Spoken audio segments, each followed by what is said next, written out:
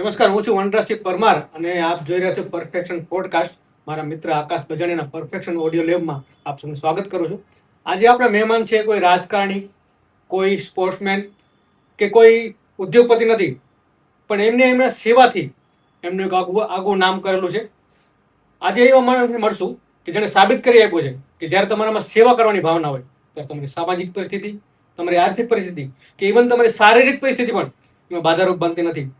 નમસ્કાર જતીનભાઈ ઉર્ફે લાલાભાઈ, આપનું સ્વાગત છે અમારા પરફેક્શન પોડકાસ્ટમાં. અને તમારો વ્યસ્ત ટાઈમમાં તમે સમય કાઢી આવ્યો એ માટે આપનો આભાર. શરૂઆત કરશું આપના નાનપણથી. આપ આપના નાનપણ વિશે જણાવો કે બાળપણમાં આપ કેટલા ભાઈ બહેન હતા, આપના પિતાનો વ્યવસાય શું હતો? મારા વિશે જો જણાવે તો મારું નામ મકવાણા જતીન જયંતિલાલ. તો નામ પછી પણ ખાસ મને અત્યારે હાલ લોકો લાલાભાઈ થી જ ઓળખે છે. જી જેમાં મારા પરિવારની અંદર અમે 4 ભાઈ બહેન છીએ. જી. મારા ફાધર્સ જે હતા પિતા એ DCW માં રોજિંદા કામમાં હતા. જી જે હાલ અત્યારે અવસાન થયેલું છે. જી. બરોબર.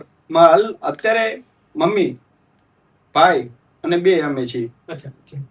અને શું આગળના પછી તમે બાળપણમાં તમારે પરિવારનો કેટલો સાથ મળ્યો? તમે જે સેવા કરી ચાલુ કર્યું કોરોના વખતથી, એમાં તમારા પરિવારનો સાથ કેટલો મળ્યો? પરિવારનો સાથ સહકાર તો એમ કહેવાય ને કે પરિવાર થકી જ આ સેવા કરવાની ઈચ્છા જાગૃત થઈ છે મને. અચ્છા, એટલે મતલબ માતા પિતાનો પણ સ્વભાવ સેવાભાવી હશે કે કોઈ પણ રીતે લોકોને મદદ કેમ કરી, એ ભાવના નાનપણથી વિકસી આવી છે? નાનપણથી પણ વિકસી કાંઈક કરવાનું મન તો બધા નાનપણથી હતું, પણ ખાસ કરીને કહી શકાય ને તો કોરોના જેવા સમયમાં આપણે કહી શકાય ને એવા સમયે મમ્મીની તબિયત થોડી બગડેલી. એમની સેવાથી મને એમ થયું કે લોકોની પણ આપણે સેવા કરવી જોઈએ. આપણને તકલીફ પડતી હોય તો બીજા લોકોને તકલીફ પડે છે, તો એનું નિરાકરણ કે આપણે કેવી રીતે કરીએ? બહુ સરસ વાત કહેવાય. અને ખાસ જનભાઈ તમને એ પૂછવાનું કે આપ એક દિવ્યાંગ વ્યક્તિ હોવા છતાં પણ લોકો દિવ્યાંગ વ્યક્તિ પોતાનું કરી લાગે તો પણ ઘણી વસ્તુ છે. એટલે તમે તો સમાજને એવો રાહ ચીનો છે કે એક આદર્શ ઉદાહરણ રૂપ થયા. તો દિવ્યાંગ હોવા છતાં તમે મનમાં ક્યારેય હારવાનો વિચાર નથી આવ્યો? ક્યારેય લઘુતા ગ્રંથનો વિચાર નથી આવ્યો ત્યાં? આમ જોવા જઈએ ને તો ઓલું કહેવત જેવું છે કે ભગવાન જ્યારે કોઈ એક શક્તિ લઈ લેતું હોય તો સામે બીજી શક્તિ આપતું હોય છે.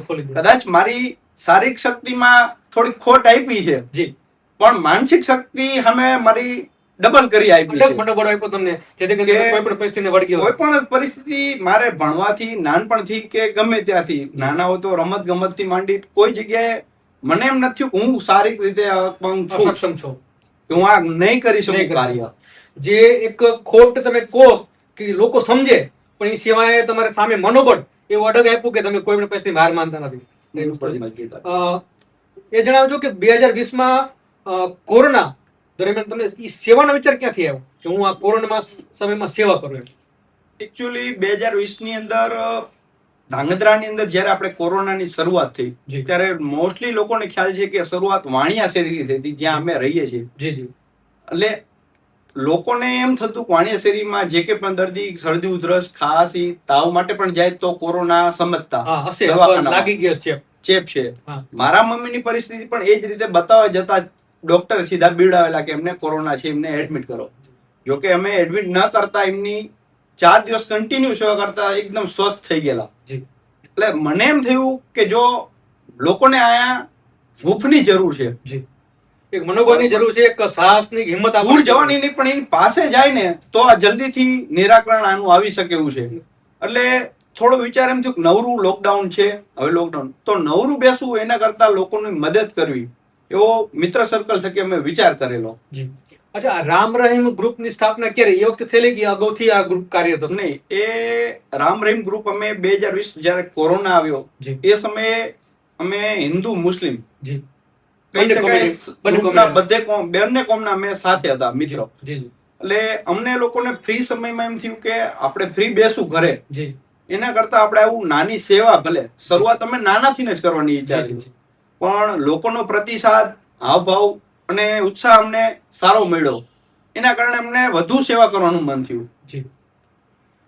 કોરોના કાળમાં સતત 45 દિવસ સેવા કરવી આ એક પોતામાં જ એક મોટું કામ છે. અને ખાસ કરીને કોરોના જયારે તમને ખબર છે કે એવા પ્રસંગો મેં મારી નજરે જોયેલા કે ઘરમાં કોઈને લાગ્યું હોય તો ઘરવાળા દૂર રહેતા એમ કહેતા કે ભાઈ આમને તમે ક્યાંક લઈ જાઓ. સતત 45 દિવસ સેવા કરવી, ક્યાંય સૌથી મોટો પડકાર તમને શું લાગ્યો કે આ કોરોનામાં સેવા કરવામાં? સૌથી મોટો પડકારની અંદર જોવા જઈએ ને તો જ્યારે અમે 2-5 દિવસ ફક્ત શરૂઆતના જે ગયા, એટલે ઘરના સ્વાભાવિક છે કે ઘરના પરિવારના લોકોને પણ ડર તો બધાને રહેતો હોય કે આ જાય છે બહાર કોરોનાના દર્દીઓ પાસે, એમનો ચેપ આપણા ઘરમાં આવશે ને આપણા ઘરની કોઈ વ્યક્તિઓને લાગશે. પણ ત્યારે એ સમયે અમારી રીતે મનથી સમજાવતા હતા કે જો થવાનું છે આજનું કાલ કોઈ કરી શકવાનું નથી, આપ સૌ જાણો છો. પણ એક મનોવૃત્તિ હતી કે ભાઈ આપણે કરવું જ છે એમ. અને દરેક અમે ગ્રુપના રામ રેમ ગ્રુપ અમે બનાવ્યું હતું. દરેક મિત્રો એવું દ્રઢ નિર્ણય લીધો કે ગમે તે થાય આપણે બધા ડેલી સેવા કરવા જવું જ, જ્યાં સુધી લોકડાઉન છે, કોરોના ધાંગધ્રામાંથી ખતમ ના થાય ત્યાં સુધી. અને જ્યાં સુધી કોરોના ખતમ નથી થયો ત્યાં સુધી અમે કન્ટિન્યુ સેવા આપી. હવે સેવામાં તમે કેવી રીતે સેવા કરી? જેમ કે દર્દીઓને હિંમત આપવાનું કામ કર્યું કે એમને દવાઓ ક્યાંથી પૂરી પાડવાનું કામ કર્યું, અથવા ઓક્સિજનના બાટલા ક્યાંથી આવતા હોય તો એને ઓક્સિજનના બાટલાની વ્યવસ્થા કરવાનું કામ કર્યું, કે બધી રીતનું કામ તમે કોરોનામાં કર્યું છે? ખાસ વધારે પડતું દર્દીઓની પાસે અમારે જેમ કહી શકાય કે ડોક્ટરની એડવાઇસ ત્યારે એવી હતી કે વિટામિન સી, નારંગીના જ્યુસ, મોસંબી, લીંબુ શરબત, પાઇનેપલ, આની વધુ એમને રિક્વાયરમેન્ટ હતી. અને એ સમય દરમિયાન લોકોને પણ ખબર છે કે કાળા બજાર એવા થતા હતા. ત્યારે અમે ફક્ત જે કે કોરોનાના દર્દીઓ હોય એમના માટે ફરજિયાત નારંગી, મોસંબીના જ્યુસ ડેલી, એમ સિવાય એની સાથે પરિવારના જે કોઈ પણ સભ્યો હોય, એવું નથી કોરોના દર્દીઓ તો સુતા હશે પણ ધોળાઈ કરવાનું એમના પરિવારજનો, તો એને પણ હૂંફ અને શક્તિની જરૂર છે. એટલે પરિવારના જનોને લીંબુ શરબત, બીજા કોઈ ખાવાનું, પૌવા બટેકા છે, નાસ્તો છે, એવી બધી સેવા અમે સેવ મમરા છે એવી આપતા. બાકી મેડિસિન ની અંદર કહી શકાય તો અમે બને ત્યાં સુધી ડોક્ટરની એડવાઇસ લેતા. જેમ કહેતા કે નારિયેળ પાણી દર્દીઓ માટે સારા, પણ ત્યારે અમને ડોક્ટર એમ કહેતા કે નારિયેળ પાણી જરા પણ નહીં આપવાનું. કોરોના દર્દીઓને નારિયેળ પાણી નહીં આપવાનું, વિટામિન સી જ આપવાનું, ઇમ્યુનિટી વધારવાનું. એ કોરોના સમય દરમિયાન એવી કોઈ ઘટના બની કે એમ થયું હોય કે મન ભાવુક થઈ ગયું હોય કે આંખમાં આંસુ આવી ગયા હોય? કોરોના દરમિયાન જ્યારે અમે જતા ને 10-15 દિવસનો સમય થયો છે, પછી ધાંગધ્રામાંથી ખ્યાલ હોય તો ઘણા મૃત્યુ થયા છે કોરોનામાં. એ સમય દરમિયાન જે પરિવારજનોના મૃતદેહ ત્યારે કોરોનાના દર્દીઓને બને ત્યાં સુધી કોઈ આપતું પણ ન હતું, બારોબાર સ્મશાને લઈ જવા માટેનું હતું. એ સમય દરમિયાન જે પરિવારજનો અમે જતા અને જે પરિવારજનોને આમ આનંદ હતો ને, એ જોઈને થોડુંક એમ થતું કે અમે બચાવી કેમ નથી શકતા એમ. આમ બીજું કારણ એ પણ થઈ આવે કે જે ગુજરી ગયા એનું મોઢું પણ જોવા પામતા નથી આપતા, અને ડેડ બોડી ઇવન ઘરે પણ લઈ જવા નથી આપતા. ટચ પણ તમે એનો સ્પર્શ ન કરી શકો, તમે જઈને પાસે જઈ શકો, કારણ કે આ ઇન્ફેક્શન ના હિસાબે. સાચી વાત.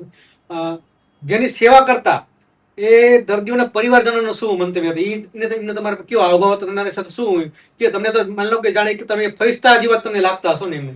એ સમય દરમિયાન તો અમને એમના પરિવારજનોના દર્દીઓ પાસે તો અમે બહુ ચર્ચા અમને ના કરવા દે, અંદર નતા જવા દેતા. ફક્ત અમે લીંબુ શરબત કે નારંગી જ્યુસ આપવા પૂરતા અમને જવા દેતા. બાકી તો દર્દીઓ એના સગાવાળા હોય ને એમ જ કહે છે કે તમારામાં હિંમત જે આવે છે ને, ભગવાન તમને આવી ડબલ હિંમત, અમે એ તમારા આશીર્વાદ અમને ફળે કે અમે આ આવવાની હિંમત કરી હકી. તમારી હિંમત જોઈને એમને પોતાની હિંમત રાખતી હતી કે આ લોકો બહારના વ્યક્તિ થઈને આવી કરી શકે તો આપણે વાંધો નહીં પડે આપણને. જે કહી શકાય ને કે સાજા માણસો બધા ત્યાં આગળ સેવા કરતા હોય ને, અમે આવતા હોય ને, અમે તરત અમારે રાહ જોતા હોય. પછી તો ડેલી નો રૂટીન થઈ ગયો કે હમણાં આ લોકો આવશે. જ્યારથી સેવા કરે ચાલુ કર્યું ત્યાંથી અત્યાર સુધીમાં ક્યારે એવું લાગ્યું કે બસ હવે થાકી ગયા, નથી કરવું, મૂકી દેવું? થાક તો એક પણ વાર હજી સુધી આજ પણ નહીં નથી લાગેલો. નથી માનસિક, નથી માનસિક, શારીરિક એક પણ રીતે નહીં. પણ એક ઉમંગ અમુકનો જે કઈ એમ કહેવાય ને કે સગાવાલા કે જે કે પણ સેવા કરવા જઈએ ને ત્યારે જઈને હૂંફ અને પ્રેમ મળે ને એટલે ઉત્સાહ ડબલ જાગે છે, ઉત્સાહ વધતો જાય. હજી થાય કે હજી કામ જે છે ને વધારે કઈ રીતે એમ કહી દેશે કે સાચી વસ્તુ. કોરોના વખતે તમે જણાવ્યું કે કોરોનામાં આ સેવા કરી, એ પછી પણ આ સેવા ચાલુ રાખવી એવો ભાવ મનમાંથી ક્યારે આવ્યો? કોરોના દરમિયાન જે મેં સેવા કરી લીધી પછી અમારું કોઈ આવું સેવાકીય કાર્ય કરવું જ એવું કઈ દ્રઢ નહોતું. એજન્ડા નહોતો કે કોઈ એજન્ડા ને કે આપણે આવી સેવાકીય પ્રવૃત્તિમાં જોડાવું કે આવું કરવું એવું પણ નહોતું. પણ થોડો સમય કોરોનાનો વીત્યા પછી પણ જ્યારે ગરમીના આમ લોકો ત્રાહિમામ થતા ત્યારે આપણે ખ્યાલ હોય તો માણસોને હવે પરબ પણ પાણીના લગભગ ક્યાંય છે નહીં. જ્યારે ગામના લોકો બહાર ગામથી આવતા હોય ત્યારે પાણીની તરસના હિસાબે કે પાણી દુકાન કોકની પાસે માંગવું પડે એવી પોઝિશન, અથવા બજારમાં લે તો 20 રૂપિયાની બોતલ. તો એવા સમયે એમને એમ થયું કે કંઈક લોકોને રાહત મળે, આવી ઉનાળાની કાળઝાળ ગરમીમાં લોકોને રાહત મળે એના માટે આપણે શું કરી શકીએ. તો એના માટે અમે પછી નિઃશુલ્ક મસાલા છાશ વિતરણ ને એવું શરૂ કરેલું. પણ એમાં પણ લોકોનો સારો સાથ સહકાર રહ્યો. એ છાસ કેન્દ્ર વિશે જણાવો તમે. છાસ કેન્દ્ર અંદાજે ક્યારથી ચાલુ કર્યું, લગભગ કેટલા વર્ષ થઈ ગયા છાસ કેન્દ્ર કામ? છાસ કેન્દ્ર અમે લગભગ 2021 થી આમ તો શરૂ કરી દીધું, 1 વર્ષ રહીને કોરોના પછી જ 2-3 વર્ષ કન્ટિન્યુ ચાલુ. આપણે એમ થયું દર વર્ષે ઉનાળામાં દિવસે દિવસે કાળઝાળ ગરમી તો પડે જ છે, તો દર ઉનાળે એમ થયું કે ફરજિયાત આપણે નિઃશુલ્ક મસાલા છાશ વિતરણ આપણે હવે કરી. જેમ ઉનાળો છે, લોકોને રાહત મળે એટલા માટે પછી અમારું હવે દ્રઢ એમ કહેવાય ને કે મનોબળ થઈ ગયું કે દર ઉનાળામાં આપણે કરવું જ. કોઈ ફિક્સ નહીં, પણ જેટલું થાય એટલું કરવું. મને તો એક તમારું જે કાર્ય જે છે બધા ગમે છે, પણ એક દિવાળી વખતનું જે મીઠાઈ વિતરણનું છે એ મારા દિલને ખાસ એક સ્પર્શી ગયું. કારણ કે જે તમે વ્યવસ્થા જે કરી હતી, અને ખાસ બીજી સારી બાબત મને એ લાગી હતી કે દિવાળીમાં તમે જેટલા પણ બોક્સ વેચો છે એ ગરીબ નહીં પણ મધ્યમ પરિવારને આવરી લીધા. કે જે લોકો પાસે એમ લાગે કે ભાઈ અમે આ મોંઘાવારીમાં મીઠાઈ કેવી રીતે છોકરાને ખવડાવવું, છોકરા માગશે, તો તમે એમ કીધું કે એ મધ્યમ પરિવાર જેને મીઠાઈ આપશો ને ફોટોગ્રાફી નહીં કરો, જેથી મેં લગોતક નહીં થાય કે જો આપણે માગવું પડે. અને તમે આ વ્યવસ્થા તમે કરી, આનો વિચાર ક્યાંથી આવ્યો દિવાળી મીઠાઈ વિતરણ? એનો વિચાર પણ જે કહી શકાય ને કે આ કોરોના પછીનો જે સમય બધાને ખબર છે કે બધાની પરિસ્થિતિ આર્થિક નબળી થઈ ગઈ. લોકોને ખાવા માટે કે ધંધા બધી રીતે નબળા પડેલા હતા. એવા સમયે શરૂઆત આપણે ફક્ત 51 કીટ થી જ કરેલી હતી કે 51 કીટ મીઠાઈ અને ફરસાણ આપણે શરૂઆત કરી કે નિઃશુલ્ક મસાલા છાશ વિતરણ કરી. તો હવે નિઃશુલ્ક મીઠાઈ તેમજ ફરસાણ બંને આપવું. એટલે પેલા અમે મીઠાઈ અને ફરસાણ વિતરણ કરી 51 થી લઈને નેક્સ્ટ યર હમણાં લાસ્ટ 351 નો ટાર્ગેટ અમારો પૂરો કરેલો. તમે 51 પછી મને યાદ છે તમે 251 સુધી આપણે પહોંચ્યો. 151, 251 ને 351. 351 હવે આમ કરતા કરતા અમારે 400-500 સુધી ખેંચી જવાની ગણતરી છે કે જેથી કરીને શું છે કે ધાંગધ્રામાં કોઈ મધ્યમ પરિવાર, ગરીબ પરિવાર મીઠાઈ વગર તો રહે જ નહીં. એક જ વસ્તુ અમે આમાં કરીએ છીએ કે બને ત્યાં સુધી વિધવા હોય, અપંગ હોય કે જે બિન જરૂરિયાત ઘરનો મોભી હોય, ના હાજર ના હોય, અને કોઈ પણ વ્યક્તિને લેવા નહીં આવવાનું, એમના ઘરે જઈને આપવાનું, પહોંચાડી આપો. અને તમે મને ખ્યાલ છે તમે ગ્રુપમાં પણ નાખો છો કે આજુબાજુ કોઈ રહેતા તમારો સંપર્ક ચોક્કસ કરવા નથી. કદાચ એ માણસ પોતે ન કહી શકે કે ભાઈ મારે જરૂર છે, તો બાજુવાળાને જણાવી શકે કે ભાઈ આ એક ખોયડું એવું ઘર છે કે જે આર્થિક રીતે સક્ષમ નથી, અમને જરૂર છે, તો તમે આજે પહોંચાડી આપો છો. એના માટે અમે છે ને શેરી વાઇઝ, આપને ખ્યાલ હોય બધાને શેરી વાઇઝ એક કરિયાણાની દુકાન હોય કોર્નર પર કે ક્યાંય, એટલે એ કરિયાણાની દુકાને એને ખ્યાલ જ હોય કે આની પરિસ્થિતિ આર્થિક નબળી છે. 10-20 રૂપિયાનું, 30 રૂપિયાનું તેલ કે 50 નું લઈને લઈ જાય કે આની પરિસ્થિતિ નબળી છે, એને ખ્યાલ જ હોય. એટલે એવા લોકોના અમે સંપર્ક કરી લઈએ કે ભાઈ તમારા એરિયામાં સૌથી લાગે છે નબળું વ્યક્તિ કોણ છે, કેટલા ઘર એવા, અથવા કોઈ વિધવા છે કે એ છે, જેથી એમને લખાવે અને પછી અમે અમારી રીતે અમે પહોંચાડી દઈએ. નાના બાળકો સાથે તહેવાર ઉજવવાનો પ્રસંગ અને જે તમે ઉજવો છો, જે કરો છો, મીઠાઈ, જે સિવાય ફટાકડા, કોઈ વાર ઉત્તરાયણમાં પતંગ દોરાવો, એ પ્રસંગ તમને જરાક સમજાવો કે કેવો રહે છે? છોકરાઓને જે નાના બાળકોને ભૂલકાઓને જે મનમાં જે ઉમંગ આવે છે એ જોઈને તમે જરાક જણાવો કેવું હોય છે? નાના છોકરાઓમાં તેમ કહેવાય કે આપણા ઘરની અંદર ક્યારે આપણા ઘર કુટુંબનું નાનું બાળક કોઈ પણ હોય, અને કદાચ આપણા ઘરે જઈને જે બાળક આપણી પાસે આવેલા આપણું માઇન્ડ કેવું ફ્રેશ થઈ જાય છે. એમ આ બધા જે આમ જરૂરિયાતમંદ બાળકોની આમ પાસે જઈને અને એની સાથે જે તહેવાર ઉજવવાનો આવે ને, ફટાકડા હોય કે અમે ઉત્તરાયણ હોય કે ધૂળેટી હોય, એના નિમિત્તનું અમે કંઈ પણ લઈને જઈએ. દિવાળી હોય તો ફટાકડા છે, કે ઉત્તરાયણ હોય તો એને દોરી પતંગ પણ આપીએ છીએ, ધૂળેટી હોય તો એમને પિચકારી કે એવું કઈ.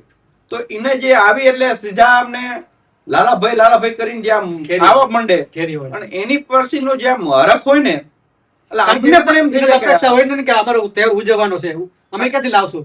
અચાનક જયારે એમને લાગે તો એમને લાગે કે આ તો કમાલ થઈ ગયો, કે અમારા જે છે કે આશીર્વાદ પડી ગયા એવું કે લાગે છોકરાઓને. દિવાળી ઉપર કે એમાં પણ અમે લોકો ફટાકડા એમને આપી તો છીએ, પણ એમની સાથે સારા સારા ફટાકડા એમને જ કહી છીએ તમે ફોડો, અમે અહીંયા ઉભા છીએ, સાથે ઉજવો, તમે અહીંયા આગળ અમે તમારી સાથે છીએ, ફટાકડાનું એન્જોય તમે બધા કરો એમ સાથે. જેથી કરીને શું છે કે એમને પણ લાગે કે અમારી સાથે ઉજવવાળા પણ કોઈ છે, ઉજવવા માટે ખાલી વસ્તુ જ નહીં, એમને પણ હરખ આવે છે અને અમને પણ બધા ગ્રુપના સભ્યોને પણ એવું નહીં કે આનંદ એટલો હોય છે.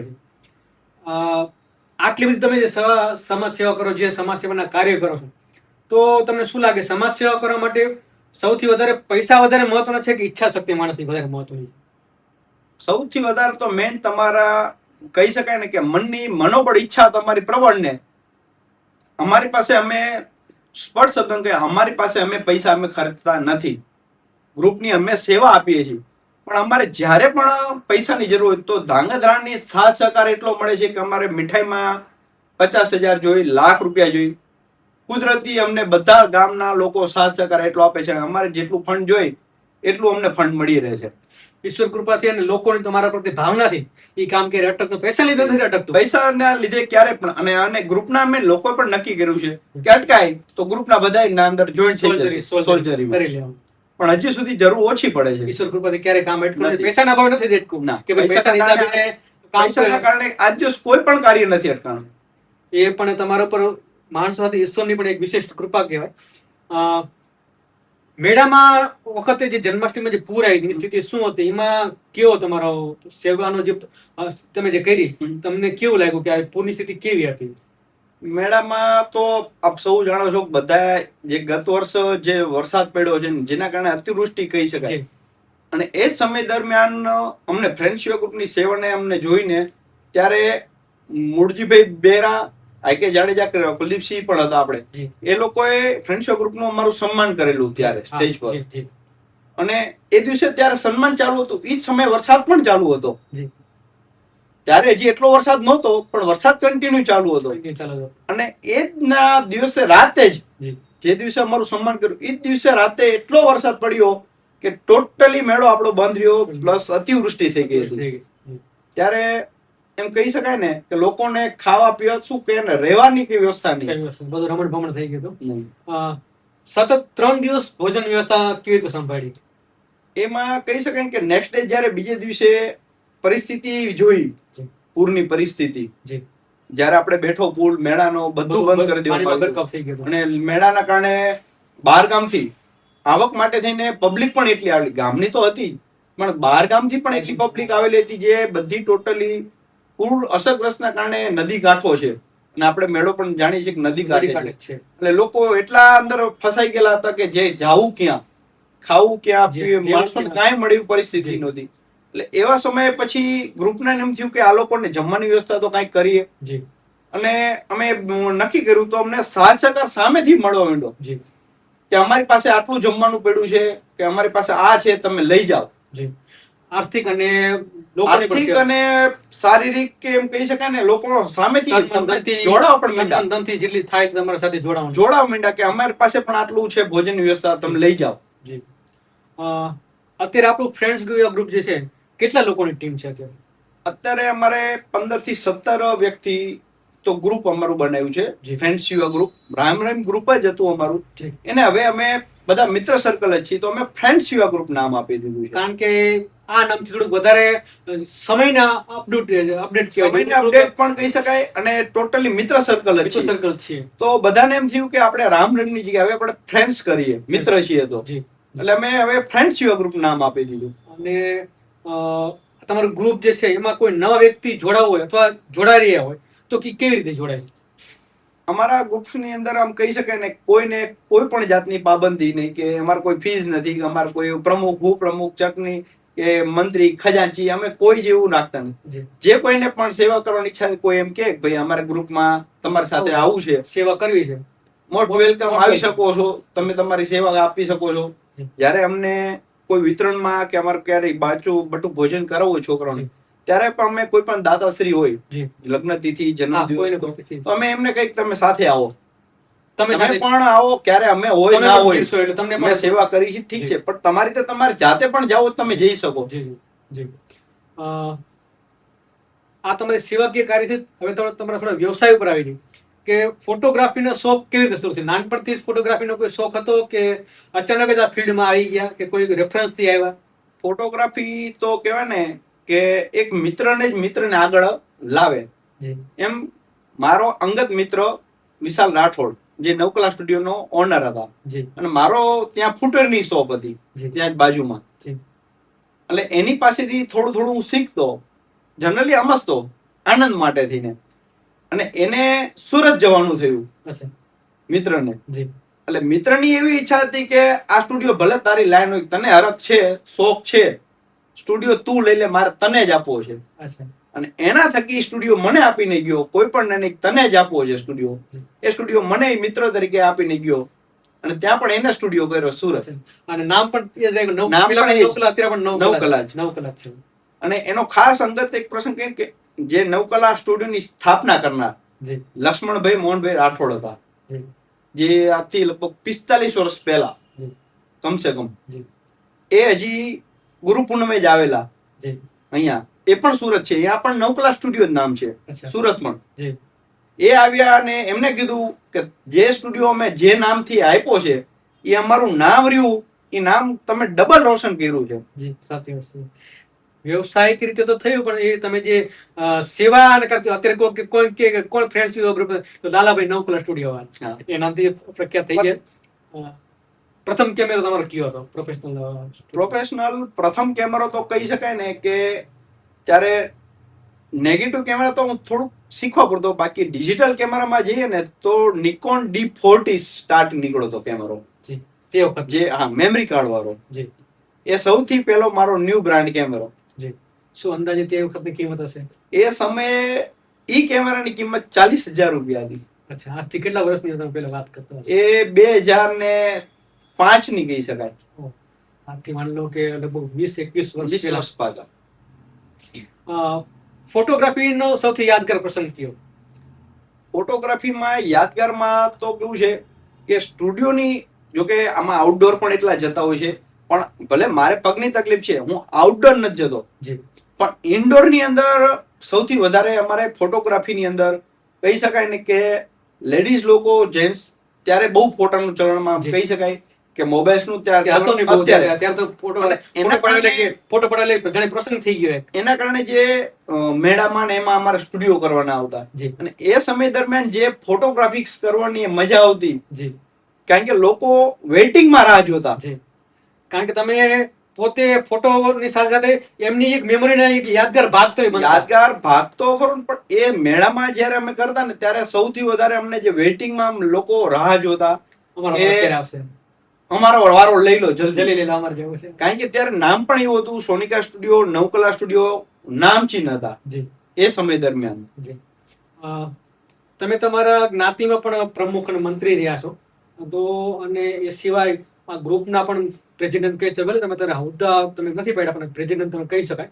તો આ 4 વર્ષ તમે જે રહેતા હો, તો એનો અનુભવ શું, એની જવાબદારી શું હતી, અનુભવ કેવો રહ્યો?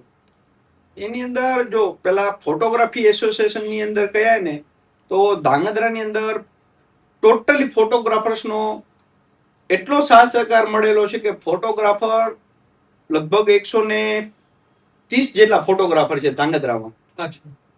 Studio outdoor totally. એ લોકોએ બધા સ્વૈચ્છિક અમારે ચૂંટણી કરીને પણ એમ કીધું કે લાલાભાઈ તમને પ્રમુખ બનાવવા છે, જેમાં હું 4 વર્ષ સુધી કન્ટિન્યુ ફોટોગ્રાફર એસોસિએશનનો પ્રમુખ રહેલો. હાલ અત્યારે પણ હું મંત્રી પદ ઉપર જ છું, પણ 4 વર્ષ સુધી કન્ટિન્યુ પ્રમુખ પદ ઉપર મને પોતાને જ રાખેલો હતો, ચેન્જ નહીં. અને એ સમય દરમિયાન ફોટોગ્રાફરનું વધુ ને વધુ નવી ટેકનોલોજી, કે કેમ વધુ માણસોને, આપણા ફોટોગ્રાફર્સોને નવી ટેકનોલોજીથી વાકેફ કરી શકાય, ક્ષેત્રમાં કેવી રીતે આગળ વધી શકાય, એના માટેના વર્કશોપ જે કરવાના આવે એ મેં બનેલા મેક્સિમમ વર્કશોપ કરેલા 4 વર્ષમાં. 4 વર્ષ તમે કન્ટિન્યુ કોઈ પણ ચૂંટણી કઈ નહીં, તમે જ પોતે જ રહ્યા અને લોકોના ફોટોગ્રાફી એક્શનને પૂરા સહયોગથી તમારે જ રહેવાનું છે, તમારે જ કરવાનું છે.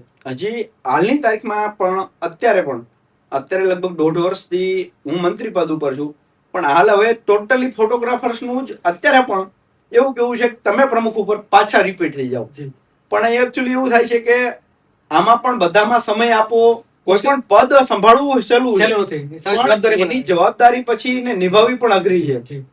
પછી એક સાથે કેટલું કરે છે, કારણ કે આમાં તમે કદાચ કરવા જો થોડુંક આ સેવા ક્ષેત્ર થોડુંક પાછળ પારિવારિક સંભાળવાનું છે, શોખ પણ સંભાળવાની છે, સેવા કાર્ય પણ સંભાળવાનું છે. સેવા કાર્ય તો સંભાળી જ છીએ, એ તો કુદરતી સમય પણ એના માટે આપણે અલગ તો ટાઈમ ફાળો પડતો હશે ને, કારણ કે એ તો તમે માની લો કે ક્યારે પણ જવાનું હોય મિનિમમ 4 કલાક કાઢવી. હા, કારણ કે એ તો આ બધી વસ્તુ કરતા બહુ અઘરી વસ્તુ છે. 4 કલાક મિનિમમ કાઢવાની છે. આજના યુવાનોને જે કોઈને ફોટોગ્રાફીમાં શોખ હોય તો એને શું સલાહ આપશો તમે? ફોટોગ્રાફી અત્યારે જો કહી શકાય ને તો એક સારામાં સારું ફિલ્ડ છે.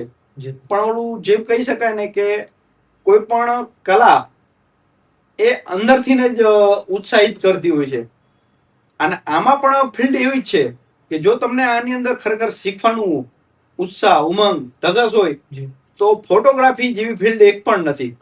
તમારે સામે એટલો ભોગ આપવો પડે, કંઈક નવું શીખવાની જિજ્ઞાસા નાના બાળક જેવી હોવી જોઈએ. અત્યારે હાલ આપણે જોવો છો કે એઆઈ આવી ગયું છે. એઆઈ એમ કહી શકાય ને કે ફોટોગ્રાફી અને એના કારણે જ એઆઈ આવ્યું છે. કે ફોટો એઆઈ જાણે છે કે લોકોને અત્યારે ફોટોમાં કેટલો આમ હરખ છે. એને ઇન્સ્પિરેશન થી કે અલગ અલગ માણસોને અલગ અલગ લુક ગમે છે, અલગ અલગ એંગલ ગમે છે. અત્યારે તમે અલગ અલગ કહેવાય ને કે એઆઈ દરરોજ કમસે કમ 100 ન્યૂ ડિઝાઇન્સ અપલોડ કરતી હશે બનાવવા માટેની. નવા પ્રોમ્પ્ટ તો અલગ આવતા જ હોય છે, એ તો કેટલા આવતા હશે એનું કોઈ નક્કી જ નહીં હોય, પણ એના હિસાબે તમને નવી ટેકનોલોજી એટલી જોવા મળે છે આ ફિલ્ડમાં. હવે તમારી જ્ઞાતિના યુવકના મંડળ તરીકે અત્યારે હાલમાં શું કામ કરો છો? જ્ઞાતિ અમારી દરજી જ્ઞાતિમાં જોવા જઈએ ને તો દરજી જ્ઞાતિમાં પણ હું યુવક મંડળનો પ્રમુખ રહેલો, અને હાલ પણ અત્યારે છું જ યુવક મંડળ પ્રમુખ, અને કારોબારીમાં પણ અત્યારે હું મંત્રી પદ ઉપર છું ત્યાં પણ. એટલે જ્ઞાતિને પણ એમ થાય છે સમાજનું જેમ આપણે હિત ઈચ્છીએ છીએ એમ જ્ઞાતિનું પણ આપણે આગળ આવે, આપણી જ્ઞાતિ સમાજ એને પણ આપણું સમાજમાં ઉચ્ચ લેવલે આપણી દરજી જ્ઞાતિ, લોકોને ખ્યાલ છે કે ધાંગધ્રા દરજી જ્ઞાતિ તો એ બહુ નાનું જ્ઞાતિ છે, પણ એને પણ જ્ઞાતિને ઊંચી લાવવા માટે થઈને અમારો બનતો પ્રયાસ અમે કરતા હોય છીએ કે દરજી જ્ઞાતિની અંદર અવારનવાર કોઈ કાર્યક્રમ થતા રહે, જેથી કરીને જ્ઞાતિ ભેગી થાય અને નવા નવા સજેશન મળે જ્ઞાતિને વિકાસ માટે. જ્ઞાતિને પણ અમે કોરોના સમય દરમિયાન બને એટલી સહાય કરવાની કોશિશ કરીએ, કે અથવા જ્ઞાતિના કોઈ વ્યક્તિ હોય તો એને જેટલું બને એટલું મદદ થવાની કોશિશ કરીએ.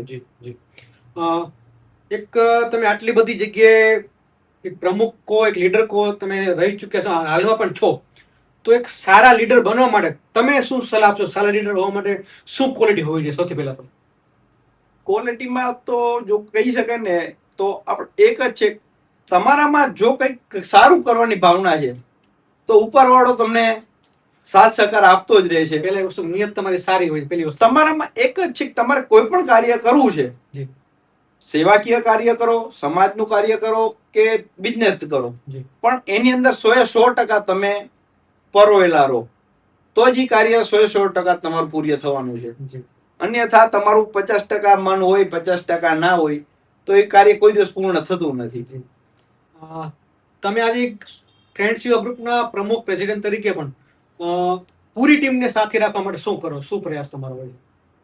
ગ્રુપમાં, ફ્રેન્ડ્સ યુવા ગ્રુપમાં તો જોકે ગ્રુપના મને પ્રમુખ બનાવી દીધો છે કે કોઈ પણ કાર્ય કરવું હોય તો તમે કહો, સલાહ લાલાભાઈ કે આમ કરવાનું છે, એ સહી, કોઈ પણ જાતનું ઓબ્જેક્શન નહીં, કોઈ વાંધા નહીં, કઈ જ નહીં.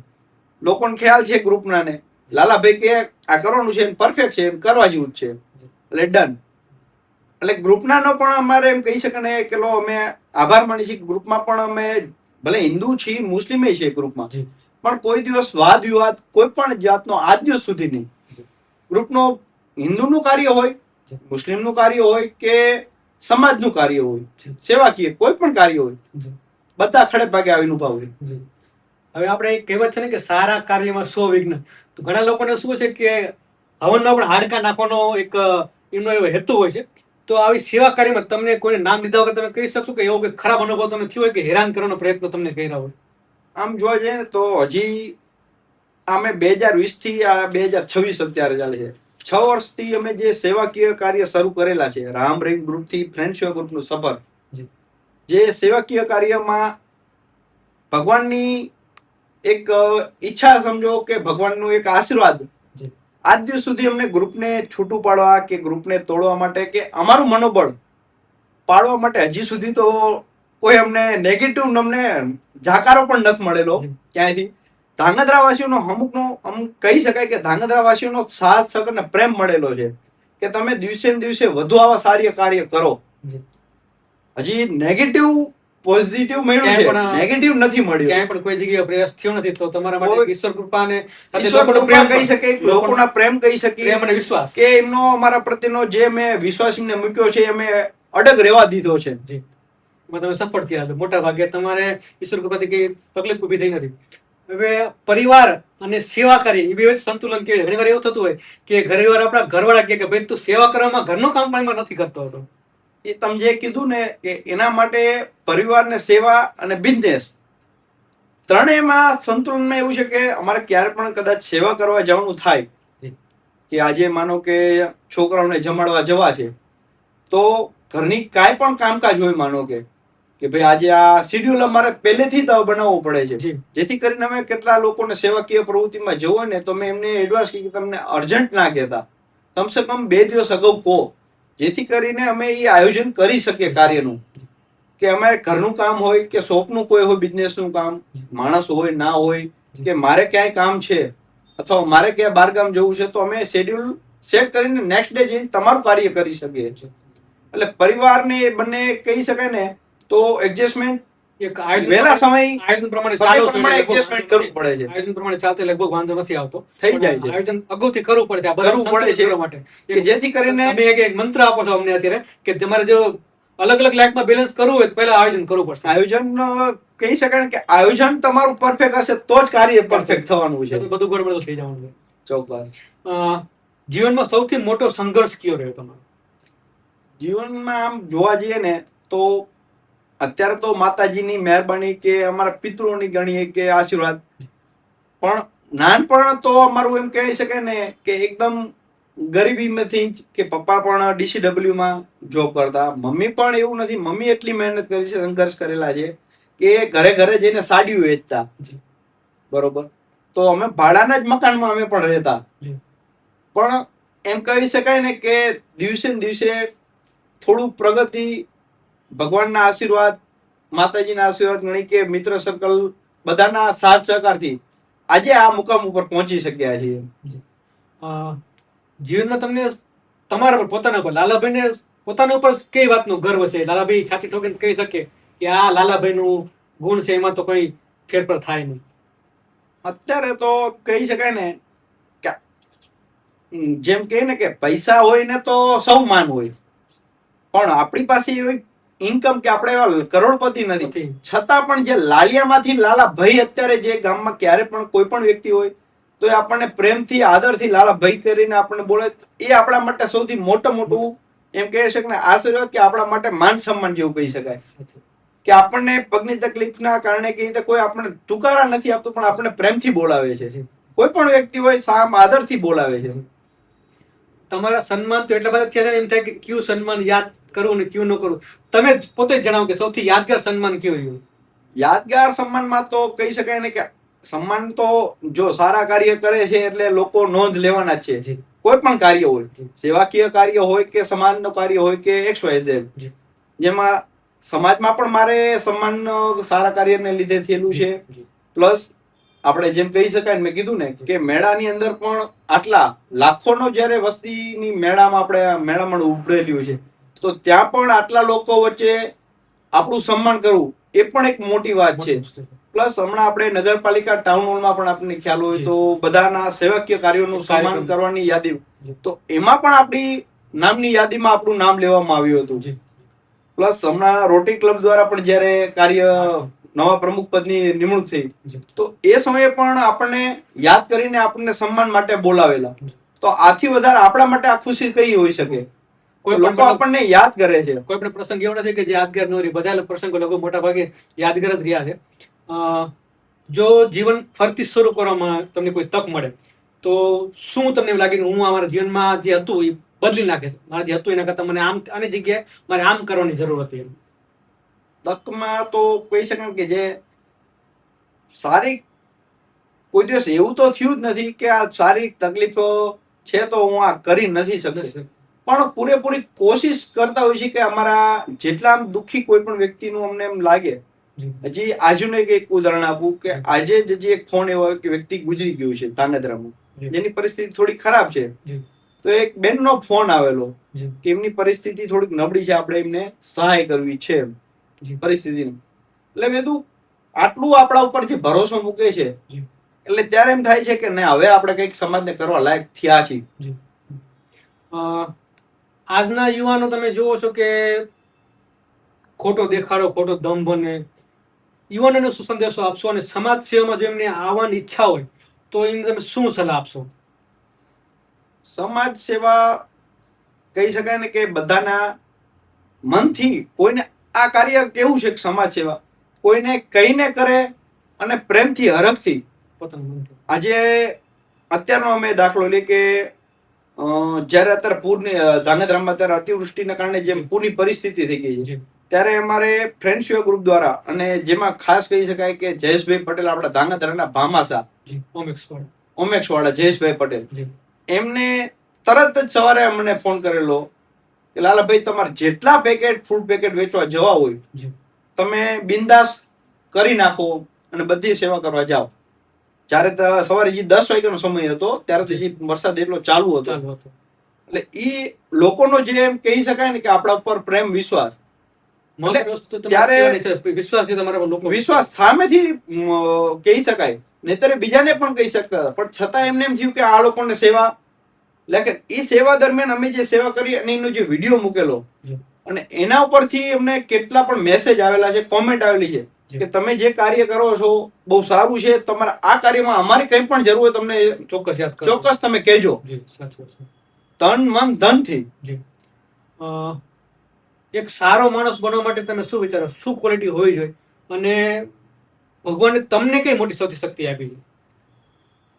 ભગવાનમાં આમ દરેકને કંઈક ને કંઈક તો શક્તિ આપેલી હોય, પણ મારામાં જેમ મેં પહેલા કીધું ને કે શારીરિક શક્તિ ભલે થોડીક ઓછી આપી છે કે કદાચ હું દોડી ના શકું, એ શારીરિક રીતે દોડી ન શકું, પણ માનસિક રીતે જે મને દોડવાની શક્તિ આપી છે. મને હાલ અત્યારે આટલો વરસાદ હતો, લોકો ક્યારેય પાણીમાં કે કોઈ બહાર પણ નથી આવેલું, એવા સમય દરમિયાન અમે બધા મિત્ર સર્કલો જ્યાં કોઈ ના જાય એવી એવી જગ્યાએ અમે લોકો ગયા છીએ બધા.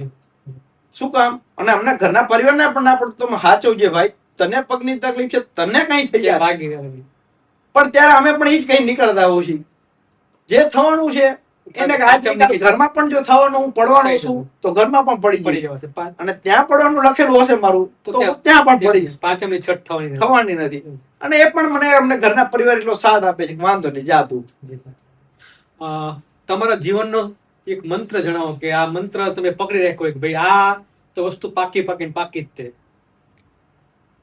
જીવન મંત્રમાં તો જેમ કહે ને કે એક નહીં પણ ત્રણેય વસ્તુમાં, બિઝનેસ છે તો બિઝનેસ ની અંદર કોઈ પણ પરિસ્થિતિ હોય, સવારે 8 વાગ્યે શોપ સ્ટાર્ટ, રાતે 8 વાગ્યે શોપ બંધ, ફરજિયાત નિયમિતતા. 8 વાગ્યે શોપ ખુલી જ જવી જોઈએ.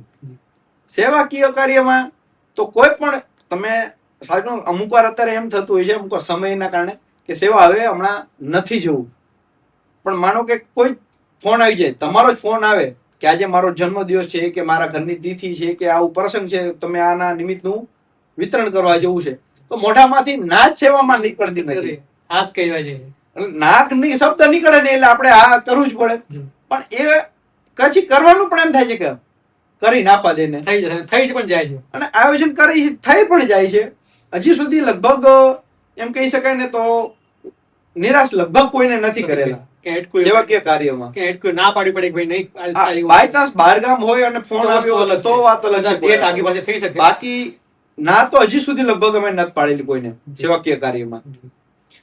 ચેતનભાઈ, હવે રેપિડ ફાયર 2 ઓપ્શન તમને આપીશ, કોઈ એક સિલેક્ટ કરી લેજો. સેવા કે સફળતા? સેવા જ મહત્વની છે. સેવા હશે તો તમને સફળતા ઓટોમેટિક મળવાની છે. સેવા સફળતા સેવાની પાસે ચાલી આવશે. એ ઓટોમેટિક આ અત્યારે અમને કહી શકાય કે લાલામાંથી લાલા ભાઈ તરીકે જો અમને પહોંચાડે તો આ સેવાકીય કાર્ય જી. બિઝનેસ તો ધંધાકીય એ તો લેવલે છે જ તે. જે આ વધે છે એ એ વધે. કદાચ પૈસા કમાઈ આપે, સમાજની આમ કમાઈ અંદર આપે. જે માન સન્માન અત્યારે કહી શકાય કે જે કઈ આપણને માનથી બોલાવે જી. તો એ આપણા સેવાકીય કાર્યને બિરદાવીને આપણને બોલાવે છે કે આપણા ઉપર જે વિશ્વાસ એમને મૂકેલો છે લોકોએ. જી. ધાંગધ્રાના એમ કહી શકાય ને કે ધાંગધ્રાના ટોટલી ધાંગધ્રા વાસીઓનો સારા કહી શકાય દરેક લોકોએ એટલો સાથ સહકાર આપેલો છે તન મન ધનથી કે એમનો વિશ્વાસ આપણે તૂટવા પણ નથી દીધો. માનો કે અમારે અત્યારે જસ્ટ ઉદાહરણ આપી કે અત્યારે જે કઈ પૂરની પરિસ્થિતિ અમારે ખીચડી 2 દિવસ કન્ટિન્યુ અમે બનાવેલી. જી. જયેશભાઈ અમને કીધેલું, જયેશભાઈને અમે જ્યાં આટલી મોટી વ્યક્તિ છે એને 2-5 હજાર તમે વધારે કહો, અમારો ખર્ચ 2 દિવસનો એમ કહેવાય ને કે રોજના 700 એટલે 1400 2 દિવસના માણસોનું જમાડેલું ખીચડી. એનું અમારું ખાલી બિલ થયું છે 8300. જયેશભાઈને એટલું જ બિલ 8300. એ વિશ્વાસ એમને કેળવવા માટે કે કોઈ ના અમારે આ વસ્તુ અમે ક્યારેક કોઈ કાર્ય કરી છે ફંડ ઉઘરાવીએ પણ જરૂર છે એટલું જ, ભેગું નહીં કરવાનું. કોઈ ગ્રુપમાં નાખવાની વસ્તુ, કોઈ જ વસ્તુ ભેગી નહીં. ભગવાન અટકવા જતો નથી પૈસા, તો પૈસાને શું કરવાનું? પૈસા જરૂર પડે ત્યારે અમે લોકોને સાથ સહકાર માંગીએ છીએ, ચોક્કસ તો અમને મળીએ રહે છે. રહે છે. આ સૌથી મોટામાં મોટી અમારી એમ કહેવાય ને કે સેવાકીય પાછળની આ સફળતા છે. પૈસા કે માનવતા, જેમ આ જ પ્રશ્ન કહી શકાય ને કે તમે માનવતા અમારામાં માણસોએ જોઈ એટલે જ પૈસા પાછળથી ક્યાંય અટકતા નથી પૈસાની સાથે. એ કારણોસર ભલે અમારી ધંધો, આ એક ઉદાહરણ જ આપું કે ધંધો પેલા પણ ચાલતો હતો. પેલા અમે કદાચ 1000 રૂપિયા કમાતા હતા દિવસના, તો અત્યારે અમારી જે સેવા કે માનવતાના જોઈને કે લોકો એનું ફળ સ્વરૂપ સમજવું તો એ 1000 ના અમારે 1500 નો પ્રોફિટ થઈ ગયો છે. એ મળી રહે તમને એક, એટલે એ એમ કહી શકાય તો પૈસા કરતા માનવતા જો હજી વધે, કદાચ હું જે કરું છું જે મારી વધે તો મને સફળતાની જગ્યાએ પૈસા પણ ઓટોમેટિક વધવાના પાછળ ખેંચાય આવવાના છે. કેમેરા કે મોબાઈલ, ફોટોગ્રાફીની લાઈનમાં છું એટલે સ્પષ્ટ કહીશ કે સ્ટુડિયોની લાઈનમાં છું. આ તો હું જસ્ટ આઉટડોરમાં નથી જતો. બાકી મારી પહેલી ચોઈસ કન્ટિન્યુ જો સાથે લઈને ફરવાની હોય ને તો હું કેમેરો લઈને જ ફરું. કારણ કે પ્રોફેશનલ સ્ટુડિયોમાં ઇન્ડોર તો હું સ્ટુડિયો કેમેરા સાથે હોય, પણ આઉટડોર જો કદાચ હું જતો હોત તો મારો મોબાઈલની જગ્યાએ પહેલો ટોટલી જગ્યાએ મારો કેમેરો સાથે હોત મિત્ર તરીકે. તમારા જીવનનો ફેવરિટ પર્સન, તમે કોઈ આદર્શ માનતા હોય? ફેવરિટ પ્રસંગમાં જેમ કે આજે કાર્ય અમુક મોબાઈલ્સ ની અંદર જે આપને ખ્યાલ હોય તો ખજૂરભાઈ છે, મહિપતસિંહ છે, પોપટભાઈ આહિર, અમુક આ જે બધા સમાજ સેવા નિસ્વાર્થ ભાવ કોઈ પણ જાતનો આપ સૌ જાણો છો બધા રાજકીય આ લોકોની જે સેવા એમ થાય કે નહીં કઈ આમાં એમને રૂપિયો કોઈ અમને પગાર કઈ નથી મળતો, કોઈ પણ લોકોને કોઈ સેવાકીય કાર્ય બહુ મોટું કામ, પણ એ જે સેવા કરે છે તો એ સેવા કાર્ય એમનું જોઈને કે આટલું ન કરીએ કે કાંઈ નહીં, એનું 1% આપણે કરી શકીએ, પ્રેરણા મળે 1% તો પણ આપણે જીવન સફળ થયું. જતીનભાઈ, આપનો ખૂબ ખૂબ આભાર. આપે વ્યસ્ત સમયમાંથી સમય કાઢીને આપણે આવ્યા છો. ખાસ તો મને એટલા વાતની ખુશી છે કે તમારું જે આવવાથી કોઈ માણસ દિવ્યાંગ કદાચ હોય ને તો એને એમ લાગશે કે આ તો કઈ છે નહીં, જો મારામાં હિંમત છે અને મારામાં ધીરજ અને મારામાં એક ભાવના છે તો ચોક્કસ સફળ થઈશ. જતીનભાઈ માટે હું ખાલી એક વાક્ય કહીશ કે આસમાન में भी सुराग हो सकता है, एक पत्थर तो तबीयत से उछालो यारो. જતીનભાઈ માટે, જતીનભાઈને સેવા કાર્ય માટે આપણે ક્લેપથી વધારશું. જતીનભાઈ, આપનો ખૂબ ખૂબ આભાર. આભાર કે આપ થકી ધાંગધ્રાના એમ કહી શકાય કે અમને જે આપના બ્રોડકાસ્ટ સ્ટુડિયોમાં જે અમને આમંત્રણ આપ્યું તો એ બદલ તમારો પણ અમારા ફ્રેન્ડ્સ ગ્રુપ વતી પણ હું તમારો આભાર માનું છું. ખૂબ ખૂબ આભાર.